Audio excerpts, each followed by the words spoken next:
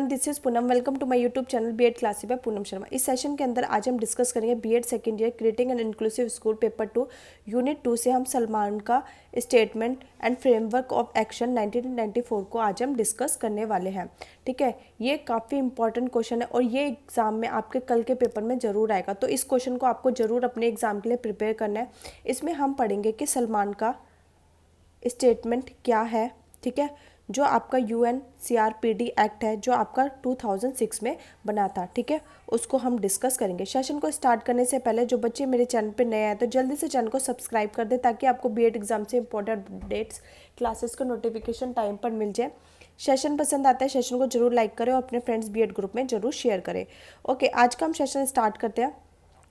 सलमान का स्टेटमेंट क्या है, UNCRPD एक्ट 2006 में जो बना था वो क्या है। ठीक है, UNCRPD का फुल फॉर्म है आपका UN convention on the rights of person with disability act 2006। ठीक है, जो आपका 2006 में बना था। ठीक है, UN इसके अंदर अलग अलग नेशन मिलकर एक तरह की कॉन्फ्रेंस रखी गई, सम्मेलन रखा गया। यह कॉन्फ्रेंस 1940 में 12 गवर्नमेंट रिप्रेजेंटेटिव द्वारा स्पेन में रखी गई थी। ठीक है, इसलिए इसका नाम सलमान का स्टेटमेंट रखा गया।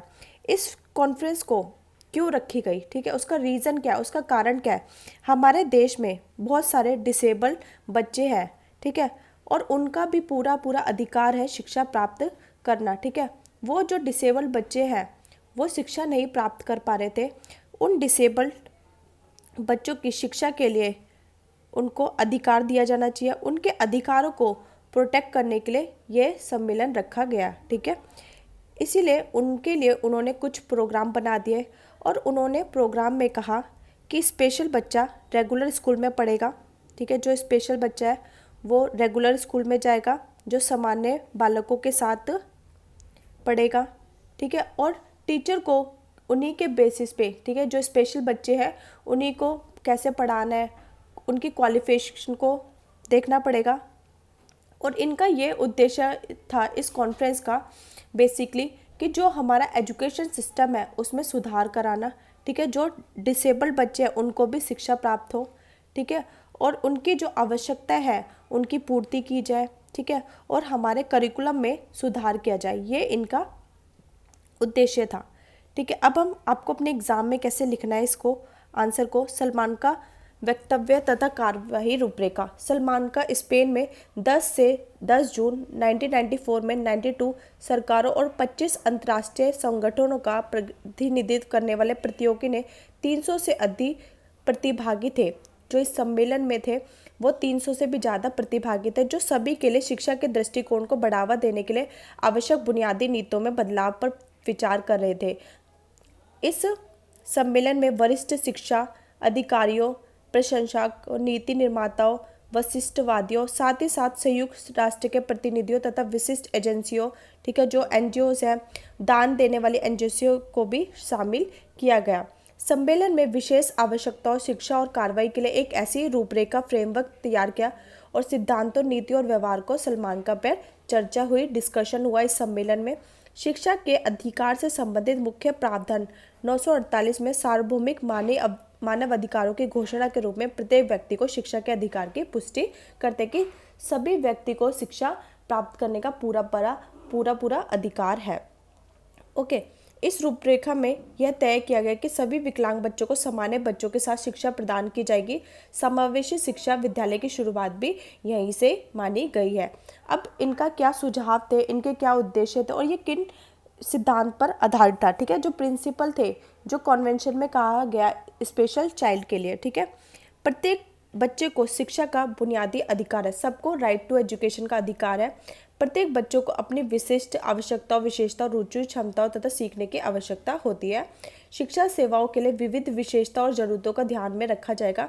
जो बच्चे विजुअल इम्पेयरमेंट है, ठीक है, हियरिंग इम्पेयरमेंट है, तो उनके लिए चार्ट्स हो गए, स्मार्ट क्लासेस हो गई, ठीक है, नए TLMs, नए मेथड्स का प्रयोग किया जाएगा। उनकी विशेषताओं को, आवश्यकताओं को ध्यान में रखा जाएगा। ठीक है, भेदभाव को खत्म करना, नो डिस्क्रिमिनेशन, जो सामान्य बच्चे हैं और विशिष्ट बालक हैं, ठीक है, किसी भी प्रकार का किसी के साथ कोई भेदभाव नहीं होगा, ठीक है। अगर विशिष्ट बालक है, उनको अगर कोई भी परेशानी है, उसको हमें ख़त्म करना है। उनके साथ किसी भी तरीके का भेदभाव नहीं होगा, ताकि उनमें किसी भी तरीके की कोई भी हीन भावना ना आए और वो किसी को अपने आप से कम ना समझे। हम हर किसी को हमें सीखने के समान अवसर देने हैं। राइट टू इक्वालिटी, समानता का सबको अधिकार है। कॉमन स्कूल सिस्टम, ठीक है, सभी के लिए, सभी को कॉमन स्कूल सिस्टम में भेजा जाएगा, जिसमें सामान्य बालक भी उसी विद्यालय में जाएंगे और विशिष्ट बालक भी उसी विद्यालय में जाएंगे। विकलांग बच्चों के माता पिता और संगठनों को सहभागिता के लिए प्रोत्साहित करें, ठीक है। जो विकलांग बच्चों के माता पिता हैं, उनको पार्टिसिपेट कराएं कि विकलांग बच्चे किसी से भी कम नहीं है, वो भी शिक्षित हो सकते हैं, ठीक है। कोई भी स्कूल इन बच्चों को एडमिशन के लिए इनकार नहीं किया करेगा। सरकार की भूमिका, अभी इसमें रोल ऑफ गवर्नमेंट क्या रहता है। सरकार की सबसे महत्वपूर्ण भूमिका है बजट और नीतियाँ ऐसी बनाए कि समावेशी शिक्षा को बढ़ावा मिले, ठीक है। ऐसा इंफ्रास्ट्रक्चर बनाए, ठीक है, स्कूल का, ठीक है। जो जो पॉइंट्स आपको लगते हैं वो आप इसमें ऐड ऑन कर सकते हैं, ओके। माता पिता सामाजिक समुदाय को विकलांगता के प्रति जागरूक करना, ताकि सभी पढ़ लिख सकें। अध्यापक को बढ़ावा देना, सामान्य बच्चे के साथ विकलांग को पढ़ाने के लिए विशेष अध्यापकों की व्यवस्था करना, ठीक है। जब टीचर सामान्य बालक और विशिष्ट बालक को एक साथ पढ़ाएगा, तो ऐसे टीचरों को ट्रेनिंग देना, ठीक है, उनके लिए विशेष व्यवस्था करना, ये होना चाहिए, ठीक है। शिक्षा प्रणाली में सुधार लाना, ताकि सभी छात्र समावेशी शिक्षा के सिद्धांत को अपना सके। जो हमारा करिकुलम है, उसमें विशिष्ट बालकों के लिए और सामान्य बालकों के लिए ऐसा करिकुलम बनाना, ठीक है। और शिक्षा प्रणाली में सुधार लाना, सभी बच्चों को एक विद्यालय में दाखिला देने के लिए समावेशी शिक्षा के सिद्धांतों को अपनाना। विशेष आवश्यकताओं वाले बच्चों की पहचान करें, उनकी आवश्यकता अनुसार उनको फैसिलिटीज़ प्रोवाइड कराई जाए। सभी के लिए शिक्षा के कार्यक्रम में अंतर्राष्ट्रीय सहयोग पर जोर दिया जाए और विशेष आवश्यकता के महत्व पर शिक्षा और प्रशिक्षण कार्यक्रम को एकीकृत भाग के रूप में जोर देना चाहिए। आई होप आपको सलमान का अच्छे से समझ आ गया होगा, ठीक है। आपको ये टॉपिक मुश्किल लग रहा होगा, पर है इजी, ठीक है। बस सलमान का में आपको ये ध्यान रखना है कि जो विशिष्ट बालक है, हमें उनको भी शिक्षित करना है, ठीक है। वो बच्चे भी किसी से कम नहीं है और हमें अपनी बेसिकली अपनी एजुकेशन सिस्टम में सुधार लाना है। और इन लोगों को हम कैसे शिक्षित कर सकते हैं, उनके लिए अलग अलग प्रोग्राम बनाए गए, ठीक है, जिनमें हम बच्चों को कैसे स्कूल में दाखिला करा सकते हैं। सब उनके साथ किसी भी तरीके का कोई भेदभाव नहीं होना चाहिए, उनको समान अवसर प्रदान करने चाहिए, उनको समानता का अधिकार होना चाहिए और उनको स्वतंत्रता होनी चाहिए, ठीक है। तो ये सब इसमें जिक्र किया गया है। अपने जो आप नए पॉइंट्स ऐड करना चाहते हो वो आप इसमें ऐड कर सकते हैं। Second year creating an inclusive school, paper 3 समावेशी विद्यालय का सर्जन से यूनिट 2 से हम टॉपिक NPE 1968 को आज हम डिस्कस करने वाले हैं। ये क्वेश्चन काफ़ी इंपॉर्टेंट है आपके एग्जाम के लिए। ये आपके एग्जाम में शॉर्ट और लॉन्ग दोनों में ही पूछा जाता है, ठीक है। इसमें हम पढ़ेंगे कि NPE क्या है, ये क्यों बनाई गई थी, ठीक है, इसके पीछे क्या उद्देश्य था। सेशन को स्टार्ट करने से पहले जो बच्चे मेरे चैनल पर नए आए तो जल्दी से चैनल को सब्सक्राइब कर दे, ताकि आपको बीएड एग्जाम से इंपॉर्टेंट अपडेट क्लासेस के नोटिफिकेशन टाइम पर मिल जाए। सेशन पसंद आता है, सेशन को जरूर लाइक करें और अपने फ्रेंड्स बीएड ग्रुप में जरूर शेयर करें। मैंने क्रिएटिंग एन इंक्लूसिव स्कूल की प्लेलिस्ट बना रखी है, वहाँ पर आपको सारी क्लासेस मिल जाएंगी, उसका लिंक मैं आपको डिस्क्रिप्शन बॉक्स में डाल दूँगी। ओके, आज का हम सेशन स्टार्ट करते हैं। NPE, ठीक है, NPE जो 1968 में बना था, इसकी फुल फॉर्म है नेशनल पॉलिसी ऑफ एजुकेशन, राष्ट्रीय शिक्षा नीति। ये क्यों बनाई गई थी और इसका क्या उद्देश्य है। ये इसलिए बनाई गई थी free education to disable children, ठीक है, जो हमारे देश में डिसेबल्ड बच्चे हैं उनको फ्री में एजुकेशन प्रोवाइड करना इसका मुख्य उद्देश्य था, ठीक है। NEP 1968 फर्स्ट एजुकेशन पॉलिसी थी जो डिसेबल बच्चों के लिए बनाई गई थी। इसका उद्देश्य था सभी बच्चों को एजुकेशन दी जाए जो फिजिकली और मेंटली हैंडीकैप्ड हैं, ओके, इसका मुख्य उद्देश्य था। तो NPE का मुख्य उद्देश्य क्या था, जो बच्चे विकलांग या मानसिक या शारीरिक रूप से, उन बच्चों को फ्री में एजुकेशन प्रोवाइड कराना सामान्य स्कूल में, ठीक है, कॉमन स्कूल सिस्टम में फ्री में बच्चों को एजुकेशन प्रोवाइड कराना, ठीक है। Integrated program for handicapped children to study in regular children, ठीक है, एकीकृत कार्यक्रम बनाए। इस बात पे भी चर्चा की गई कि जो विशिष्ट बालक है वो सामान्य बालकों के साथ ही कॉमन स्कूल में पढ़ेंगे, ठीक है। तो उनके लिए टीचर्स की व्यवस्था की जाएगी। जो टीचर है वो ट्रेंड होने चाहिए और उनको प्रॉपर ट्रेनिंग दी जाएगी। जब टीचर सामान्य और विशिष्ट बालकों को साथ में पढ़ाएगा तो वो इतना कैपेबल होना चाहिए कि वो दोनों को हैंडल कर सके। तो इसलिए टीचर को ट्रेनिंग दी जाएगी और टीचर्स की क्वालिफिकेशन को भी चेक किया जाएगा कि वो क्वालिफाइड है या नहीं है। ठीक है, फिर जैसे जैसे ये इम्प्लीमेंट हुआ, ठीक है, उसी के बीच में आपका एक और कार्यक्रम आ गया IEDC, जो आपका 1974 में आया था, integrated education for disabled children. हम सभी बच्चों को रेगुलर स्कूल में पढ़ाएंगे। ठीक है, मतलब सामान्य और विशिष्ट बालक दोनों साथ में ही एक ही क्लासरूम में पढ़ेंगे। ठीक है, तो ये इस प्रोग्राम का नाम क्या था? IEDC, integrated education for disabled children. अब आपको एग्जाम में अपना क्वेश्चन में आंसर कैसे लिखना है उसको हम देख लेते हैं। ठीक है, पहला आपका क्वेश्चन है, राष्ट्रीय शिक्षा नीति 1968 से 1986 में विकलांग बालकों की शिक्षा के लिए क्या क्या कदम सुझाव किए गए। ठीक है, 1968 की शिक्षा नीति में विकलांग बच्चों के लिए एकीकृत शिक्षा, इंटीग्रेटेड एजुकेशन फॉर चिल्ड्रन की सिफारिश की गई। इस शिक्षा नीति में सामान्य विद्यालय प्रणाली को प्रस्तुत किया गया कि सामान्य और विशिष्ट बालक दोनों ही साथ में पढ़ाई करेंगे। नई शिक्षा नीति ने विकलांग बच्चों की शिक्षा पर जोर दिया। जो हमारी नई एजुकेशन पॉलिसी आई थी, ठीक है, 1968 में हमारी पहली फर्स्ट एजुकेशन पॉलिसी आई थी फॉर डिसेबल चिल्ड्रन। ठीक है, free education for disable children. फिर उसके बाद हमारी जो न्यू एजुकेशन पॉलिसी आई 1986 में, वो हम विकलांग बच्चों की शिक्षा पर जोर दिया और तथा यह भी स्पष्ट किया कि इन बालकों को शिक्षा को प्रभावी बनाना है ताकि वह शिक्षित होकर देश की उन्नति में अपना योगदान कर सके और इनको शिक्षित करने के लिए विभिन्न कदम सुझाव किए गए। पहला तो विशेष विद्यालयों की स्थापना करना। ठीक है, जो हैंडीकैप बच्चे उन बच्चों के लिए विशेष विद्यालयों की स्थापना की जाए। ठीक है, जो विजुअल इम्पेयरमेंट है, जो पूर्ण रूप से है, जिनको दिखाई नहीं देता, ठीक है, हियरिंग इम्पेयरमेंट है, जो पूर्ण रूप से जिनको सुनाई दे, तो ऐसे बच्चों के लिए विशेष विद्यालयों की स्थापना की जाए। फिर अध्यापक को प्रशिक्षण। ठीक है, जब टीचर सामान्य और विशिष्ट बालकों को दोनों को साथ में पढ़ाएगी तो टीचर इतनी कैपेबल होनी चाहिए कि वो दोनों को वो हैंडल कर सके, तो इसलिए टीचर्स को ट्रेनिंग दी जाए। फिर उसके बाद व्यावसायिक प्रशिक्षण केंद्र प्रत्येक जिला स्तर पर जहाँ पर विशिष्ट विद्यालय स्थापित किया गया तथा उसके साथ उसी विद्यालय में व्यावसायिक प्रशिक्षण भी स्थापित किए जाए। ठीक है, ताकि विद्यालय में पढ़ रहे बालक अपंग बालकों की जीविका कमाने के लिए प्रशिक्षण दिया जाएगा। ठीक है, बच्चों को जो हैंडीकैप बच्चे उनको वोकेशनल ट्रेनिंग भी दी जाए ताकि वो अपना जीवन यापन कर सके।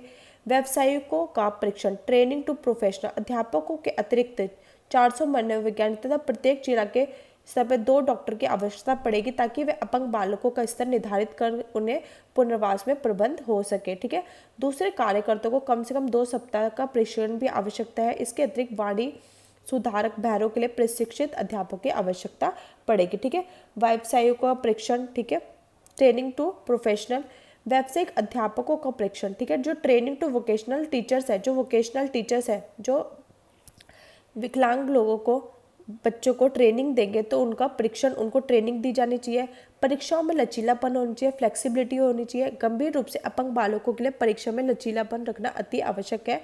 इन विद्यालयों को NCERT यहाँ पर इस प्रकार की सुविधा का समान है, उनसे ये सम्मान प्राप्त करना चाहिए कि राष्ट्रीय केंद्र जिनको विशेषज्ञता प्राप्त है उसकी सहायता लेनी चाहिए और उसके लाभ बालकों को मिल सके। हमें अपने करिकुलम में चेंज करना चाहिए जो सामान्य और विशिष्ट बालकों की आवश्यकताओं की पूर्ति कर सके। ठीक है, और जो हमारा करिकुलम है वो लचीला होना चाहिए। अनुदेशन व्यवस्था को प्रभावी बनाना। ठीक है, टू स्ट्रेंथ इंस्ट्रक्शन सिस्टम। प्राय ये देखा गया है कि विद्यालयों में अनुदेशन व्यवस्था बड़ी ढीली होती है, अतः कार्यक्रम की सफलता के लिए अति आवश्यक है कि जो अनुदेशन व्यवस्था को प्रभावी बना जाए ताकि बच्चों को इसका लाभ बना। ठीक है, आपने देखा होगा हमारे कंट्री में एजुकेशन पॉलिसी बहुत अच्छी है, जब तक उसको इम्प्लीमेंट ही नहीं करेंगे तो उसको इम्प्लीमेंट करना ज़रूरी है ताकि उसका लाभ बच्चों को मिल सके।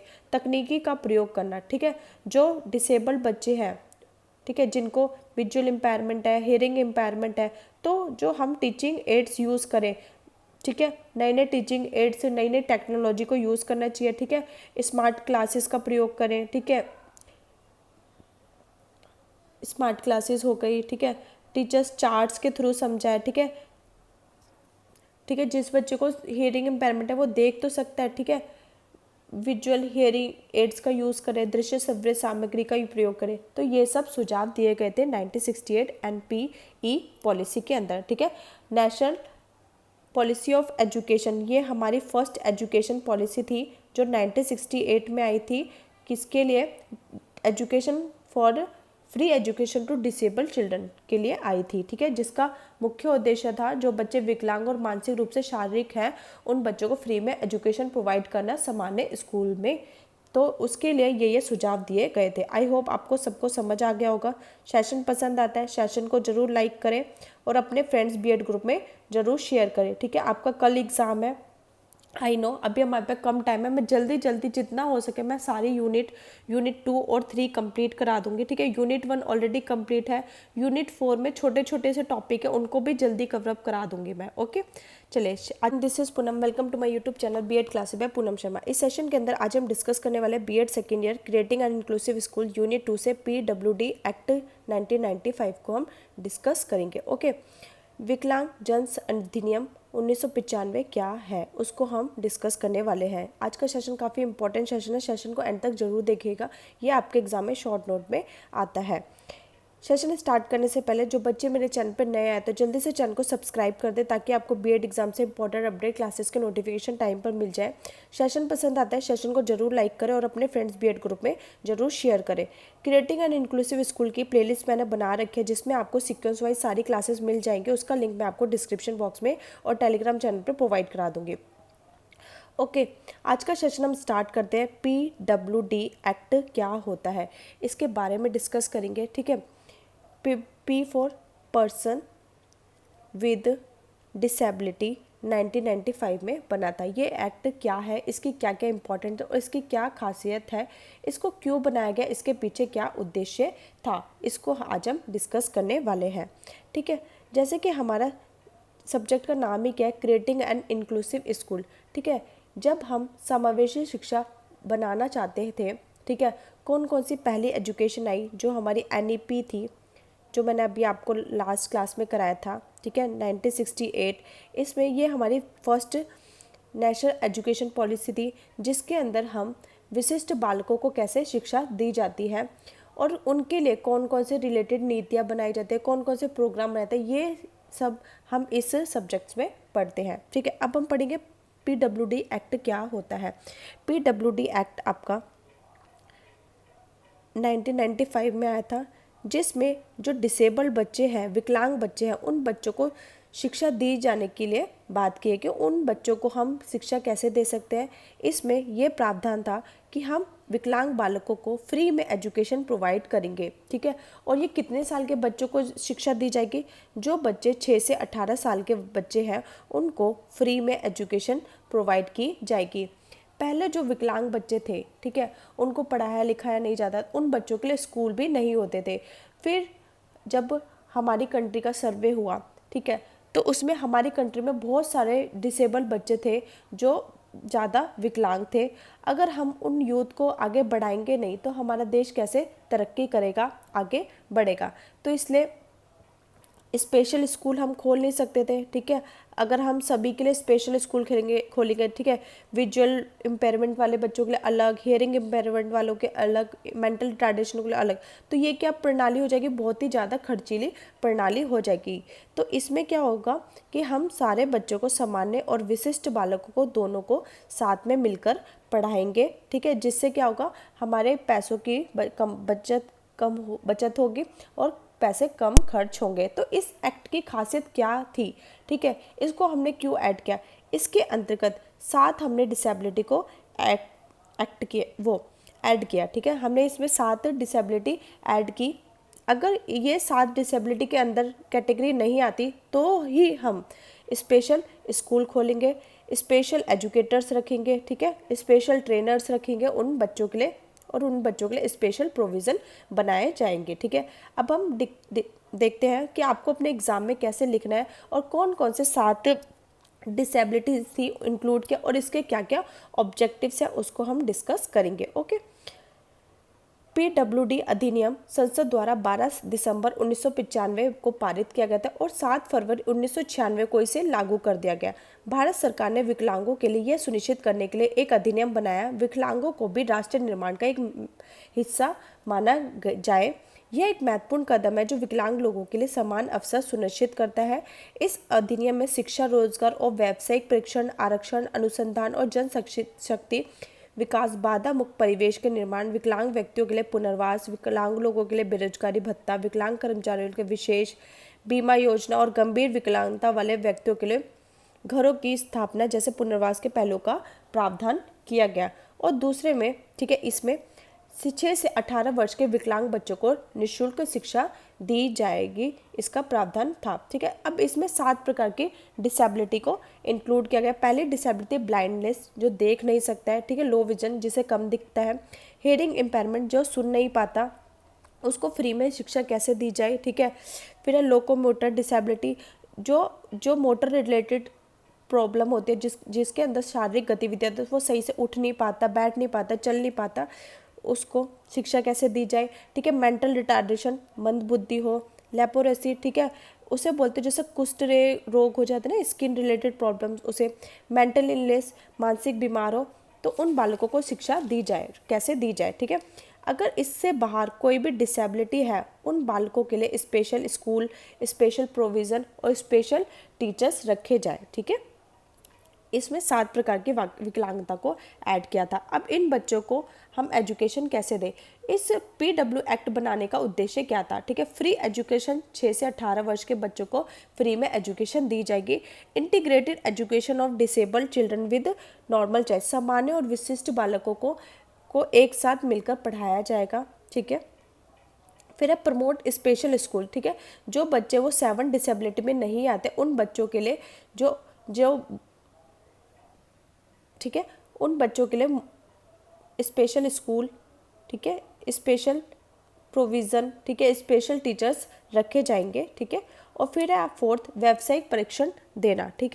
बच्चों को जरूरी नहीं है कि हमें बच्चों को पढ़ाना ही है। अगर उनका मन किसी और चीज़ में, और वो किसी और चीज़ में अच्छा कर सकते हैं, जिससे वो अपनी जीवन यापन कर सकते हैं और अपनी आवश्यकताओं की पूर्ति कर सकते हैं, तो उन बच्चों को ऐसी शिक्षा भी दी जानी चाहिए। जैसे स्पोर्ट्स हो गए, कुकिंग हो गए, टेलर हो गया, ब्यूटिशियन हो गया, डांस हो गया, तो उन बच्चों को ऐसी शिक्षा भी दी जानी चाहिए। आई होप आपको PWD एक्ट अच्छे से समझ आ गया होगा, जो हमारा 1995 में बना था। सेशन पसंद आता है, सेशन को ज़रूर लाइक करें और अपने फ्रेंड्स बीएड ग्रुप में ज़रूर शेयर करें। जितना आप शेयर करोगे उतना ही मैं आपको कंटेंट प्रोवाइड करने की कोशिश करूँगी। और साथ साथ आपको, अब हमारी यूनिट 2 ऑलमोस्ट कंप्लीट होने वाली है। इसकी जैसे हमारी ये कंप्लीट हो जाए, उसके बाद मैं आपको मैराथन क्लास भी इसकी प्रोवाइड करा दूँगी। तो प्लीज़ चैनल को जरूर सपोर्ट करें। सेशन पसंद आए, सेशन को लाइक करो और अपने फ्रेंड्स के साथ जरूर शेयर करें। Thanks for watching. This is Poonam, welcome to my YouTube channel BEd classes by Poonam Sharma. इस सेशन के अंदर आज हम डिस्कस करने वाले हैं BEd second year creating an inclusive school paper 3 से यूनिट 2 से। आज हम टॉपिक डिस्कस करेंगे RCI एक्ट 1992 क्या है। RCI एक्ट जो आपका 1992 में बनाया गया था, इसका महत्व क्या है, ये क्यों बनाया गया, जिसे बोलते हैं rehabilitation council of India act, जो आपका 1992 में बनाया गया था।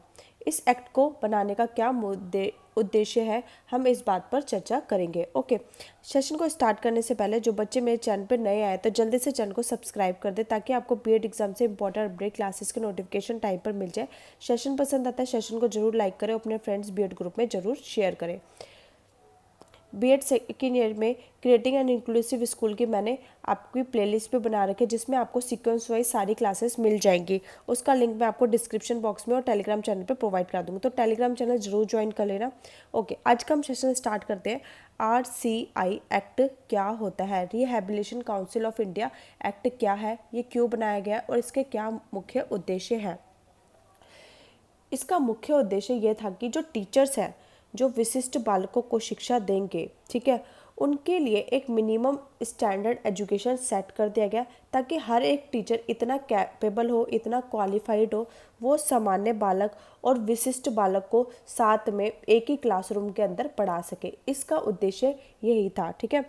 तो अब हम इसको डिटेल में पढ़ते हैं, ठीक है। तो जब हम बात करें डिसेबल बालक के कि उनको हमें दोनों को शिक्षा देनी है, ठीक है, सामान्य बालक और विशिष्ट बालकों को साथ में शिक्षा देने, क्योंकि जो डिसेबल बालक है उनको भी शिक्षा का अधिकार है। अब प्रॉब्लम क्या आ रही थी, ठीक है, जब हम बालकों को एक ही कक्षा में शिक्षा दे रहे थे, ठीक है, पहले ऐसा नहीं था कि कोई भी टीचर बच्चों को पढ़ा दे रहा था, लेकिन जब हमारा आरसीआई एक्ट आया तो उन्होंने चेक किया कि क्या वो टीचर इतना कैपेबल है कि सामान्य बालक और विशिष्ट बालक को साथ में पढ़ा सकता है, क्योंकि उसको विशिष्ट बालकों के बारे में कोई जानकारी नहीं है। तो इसी ऑब्जेक्टिव को सेट करते हुए उन्होंने टीचर के लिए एक minimum standard of education set कर दिया कि शिक्षक के पास एक प्रॉपर क्वालिफिकेशन होनी चाहिए, प्रॉपर ट्रेनिंग होनी चाहिए, ठीक है। पहले जो टीचर्स होते थे वो बीएड बिना करे ही टीचर बन जाते थे, लेकिन जब आरसीआई एक्ट आया तो ये मैंडेटरी कर दिया कि वो केंद्रीय पुनर्वास काउंसिल में शिक्षा लेनी पड़ेगी, और ठीक है, जो कॉलेज और विश्वविद्यालय हो वो मान्यता हो, उनमें विशिष्ट बालकों के लिए प्रॉपर ट्रेनिंग दी जाए, ठीक है। आई होप आपको आरसीआई एक्ट समझ आ गया हो। तो आरसीआई एक्ट का मुख्य उद्देश्य क्या था कि टीचर्स के लिए एक minimum standard of education set कर दिया गया कि उनको प्रॉपर क्वालिफिकेशन होनी चाहिए और उनके पास प्रॉपर ट्रेनिंग होनी चाहिए विशिष्ट बालकों को पढ़ाने के लिए, ठीक है। तभी तो वो स्कूल में बच्चों को पढ़ा पाएगा। अगर बच्चे स्कूल में आ रहे हैं, ठीक है, टीचर्स को पता ही नहीं है कि बालकों को कैसे पढ़ाना है, जो विशिष्ट बालक है, तो उन बालकों का स्कूल में आना क्या हो जाएगा, व्यर्थ हो जाएगा। ओके, अब आप डिटेल में पढ़ते हैं कि आपको अपने एग्जाम में आंसर कैसे लिखना है, ठीक है। भारतीय पुनर्वास परिषद की स्थापना सन 1986 में भारत सरकार द्वारा विकलांगों शिक्षा, उनका निर्देशन, उनका पुनर्वास करने के लिए नई दिल्ली में की गई। भारतीय पुनर्वास परिषद अधिनियम 1992 में लोकसभा में पारित किया गया। इन परिषद ने अपना कार्य जुलाई 1963 में आरंभ किया, ठीक है। भारतीय पुनर्वास परिषद अधिनियम 2000 में संशोधन किया ताकि इसे प्रभावशाली बनाया जा सके। तो भारतीय पुनर्वास परिषद के मुख्य 4 उत्तरदायित्व: विकलांगों के कल्याण के लिए नीतियां और कार्यक्रम का रूपरेखा बनाना, विकलांगों की शिक्षा तथा पुनर्वास से संबंधित परीक्षण कार्यक्रम, जो उनको प्रोग्राम होंगे, ट्रेनिंग प्रोग्राम को चलाने वाली संस्थाओं को मान्यता प्रदान करना, विकलांगों को प्रशिक्षण देने से संबंधित पाठ्यक्रम तकनीकियों को मानवीकृत रूप प्रदान करना, और पुनर्वास में कार्यों में लगे व्यक्ति जो टीचर्स हैं, ठीक है, उनको पुनर्वास के केंद्रीय पंजीकरण रजिस्टर में अंकित करना और उनकी गतिविधियों का मूल्यांकन करना। अब इनके उद्देश्य क्या थे, भारतीय पुनर्वास परिषद के उद्देश्य आरसीआई एक्ट के। तो विकलांगों के पुनर्वास के लिए प्रशिक्षण संबंधित नीतियों व कार्यों का संचालन तथा नियंत्रण करना। इसमें वो जो भी प्रोग्राम होंगे, जो भी पॉलिसी होगा, उनका संचालन किया जाएगा और उनको कंट्रोल किया जाएगा। विकलांगों को शिक्षा देने वाले परिषद के लिए एक मानकीकृत परीक्षण कार्यक्रम तैयार करना, ठीक है। तो जो विकलांगों को शिक्षा देंगे, जो टीचर्स हैं, उनको एक minimum standard of education set कर दिया गया कि उनके पास ये डिग्री होनी चाहिए, ये क्वालिफिकेशन होनी चाहिए, ठीक है, ये ट्रेनिंग होनी चाहिए। विकलांगों को शिक्षा देने वाले, उन्हें पुनर्वास प्रदान करने वाले व्यक्तियों को उनके शैक्षिक स्तर प्रशिक्षण के आधार पर विभिन्न वर्गों में विभाजित करना और उनकी न्यूनतम योग्यता को निर्धारित करना। संपूर्ण देश में विकलांगों से संबंधित सभी प्रशिक्षण संस्थाओं में मानकों की एकरूपता के साथ लागू करना। पुनर्वास कार्यों में लगे हुए व्यक्ति को केंद्रीय पुनर्वास रजिस्टर में अंकित करना और उनका मूल्यांकन करते रहना, इवैल्यूएशन करते रहना। विकलांगों में पुनर्वास के लिए विभिन्न क्षेत्रों में चलने वाले डिग्री, डिप्लोमा तथा प्रमाण पत्र कोर्सों के लिए संस्था और विश्वविद्यालयों को मान्यता प्रदान करना, ठीक है, जिससे भी वो ये कोर्स करे, ठीक है, उन विद्यालयों को मान्यता प्रदान करना। विकलांगों के क्षेत्र में कार्य करने वाली संस्थाओं के सहयोग में सतत एवं व्यापक कार्यक्रम को बढ़ावा देना, ठीक है। जो हमारी जो शिक्षा होनी है वो सतत एवं व्यापक होनी चाहिए, निरंतर चलने वाली प्रक्रिया होनी चाहिए, और उसमें शैक्षिक और गैर शैक्षिक दोनों ही पहलुओं को सम्मिलित किया जाना चाहिए। विकलांगों से संबंधित देश की विभिन्न समस्या द्वारा दिए गए डिग्री, डिप्लोमा तथा प्रमाण पत्र में समन्वय स्थापित करना। विद्यालयों तथा संस्थाओं द्वारा दी जाने वाली विदेशी डिग्री, डिप्लोमा और सर्टिफिकेट कोर्सों को आदान प्रदान के आधार पर मान्यता देना, ये सारे आरसीआई एक्ट के उद्देश्य थे। भारतीय पुनर्वास परिषद अधिनियम में समावेशी शिक्षा के प्रति जागरूकता पर जोर दिया गया। भारतीय पुनर्वास परिषद के चेयरमैन AGS अहलुवालिया ने कहा, सरकारी नीति समावेशी शिक्षा को बढ़ावा देना। भारत में लगभग 10 मिलियन बच्चे असमर्थ हैं, उनके लिए विशेष विद्यालयों की व्यवस्था नहीं की जा सकती। सरकार असमर्थ बच्चों सहित सभी बच्चों के लिए अनिवार्य प्राथमिक शिक्षा की नीति लेकर आई है। सरकार ने अपना कार्य कर दिया। अहलुवालिया ने कहा, असमर्थ बालकों को कारणों से विद्यालय नहीं जा रहे हैं। यदि माता पिता जागरूक नहीं है, वह असमर्थ बच्चों को स्कूल नहीं भेजेंगे, या फिर यदि अध्यापक असमर्थ बच्चों की तरफ कोई ध्यान नहीं देते तो उनका विद्यालय आने का कोई फायदा नहीं है।